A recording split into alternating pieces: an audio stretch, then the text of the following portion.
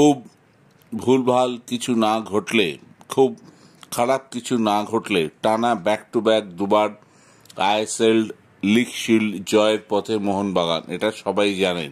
কিন্তু মোহনবাগানের পরের ম্যাচ কেরলের বিরুদ্ধে 15 তারিখ কোচিতে, মাঝে অনেকটা গ্যাপ।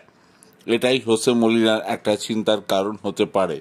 সেই ম্যাচে আবার কার্ড সমস্যায় পাওয়া যাবে না গ্রেগ স্টুয়ার্টকে, কিন্তু খেলবেন দিমিত্রি পেত্রাতস। হয়তো শুরু থেকেই ডিমিকে নিয়ে আসবেন মলিনা। এতদিন মোহনবাগান সমর্থকরা বলছিলেন ডিমির ওপর অবিচার হচ্ছে।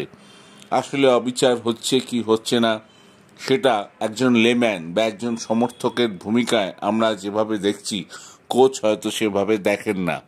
তিনি একজন টেকনিক্যাল পার্সন এবং তিনি জানেন what is best for the club.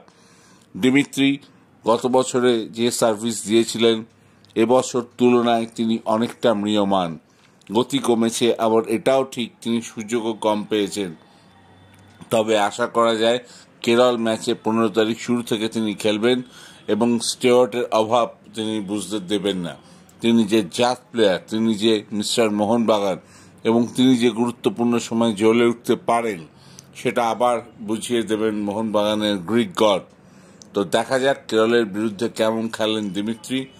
আর সবচেয়ে বড় কথা, টম অলরেড ফিরছেন আর ওদিকে অস্ট্রেলিয়ান স্ট্রাইকার গোল পাচ্ছেন। সাবস্ক্রাইব।